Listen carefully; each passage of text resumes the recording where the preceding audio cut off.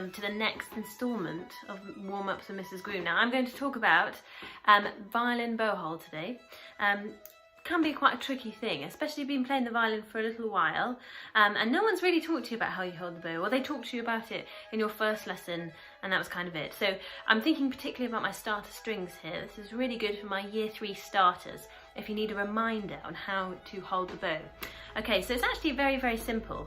When we hold the bow, we want to make sure that our bow hold is almost exactly the same as the shape of our relaxed hand. Can you see that? So when you wake up in the morning, you don't wake up with a hand like this, do you? Hello, morning, lying in bed like this. You wake up with your hand nice and floppy, usually.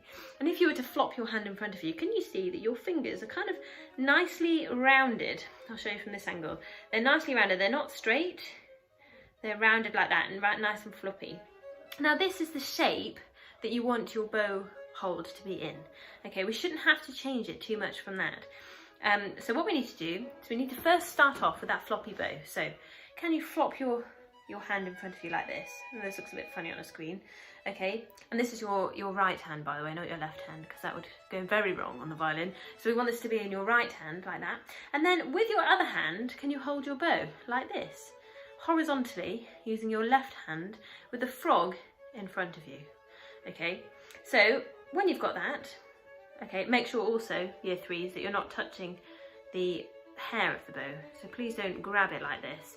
Just hold the wooden bit, otherwise you'll get very sticky fingers and we don't want that.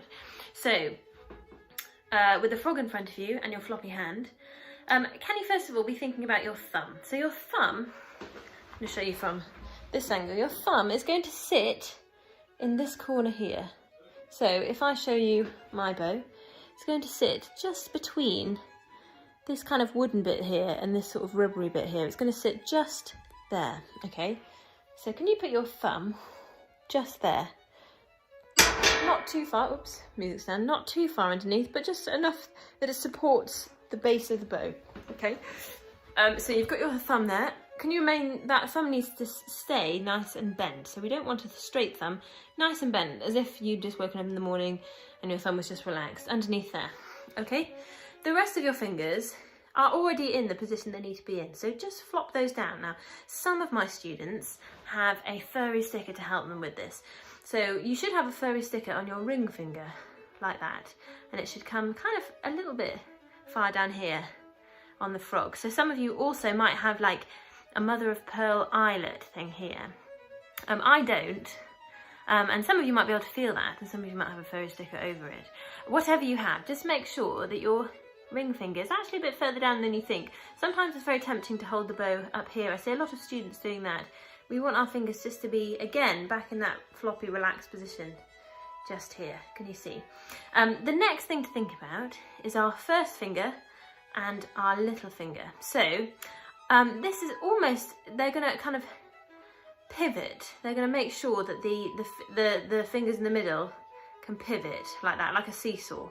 Okay, so we've got weight here and we've got weight here. Okay, so we're going to cut our fingers back to the middle. And I want you to think about your little finger first. So your little finger is going to sit on the tip of the bow like that. Now notice that it's not sitting on top like this.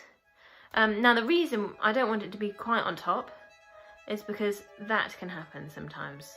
It kind of falls off the front because the little finger has got to hold the weight of the bow.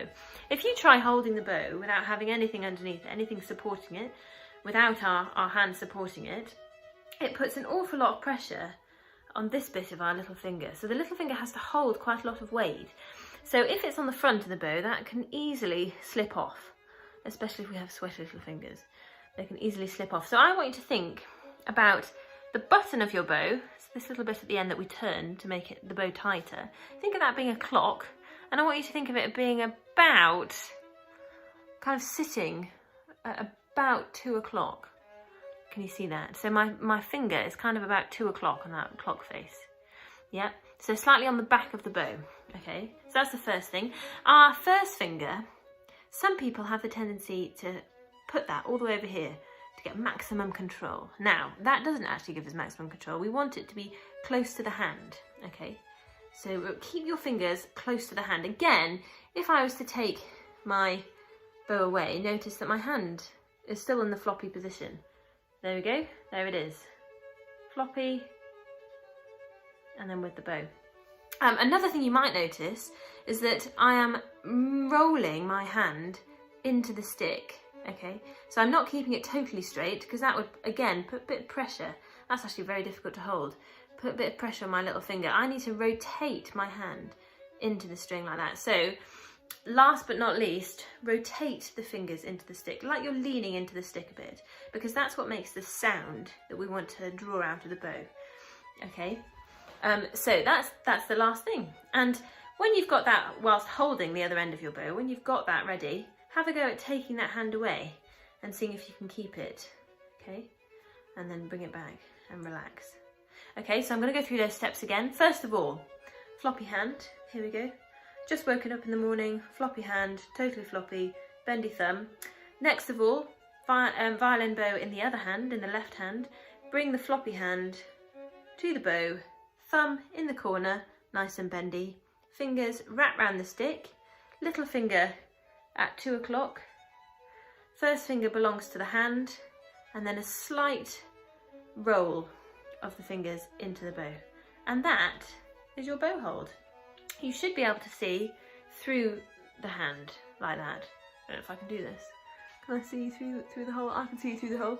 There should be a hole there, so you want to always make sure that that thumb is bendy. Okay, not like that. Nice and bendy. Okay, if you've got any questions about that, let me know. If you want to send any pictures or get Mum and Dad to send any pictures through of your bow hold for me to have a look at, please feel free to do that. But happy bow holding. See you next time. Bye bye.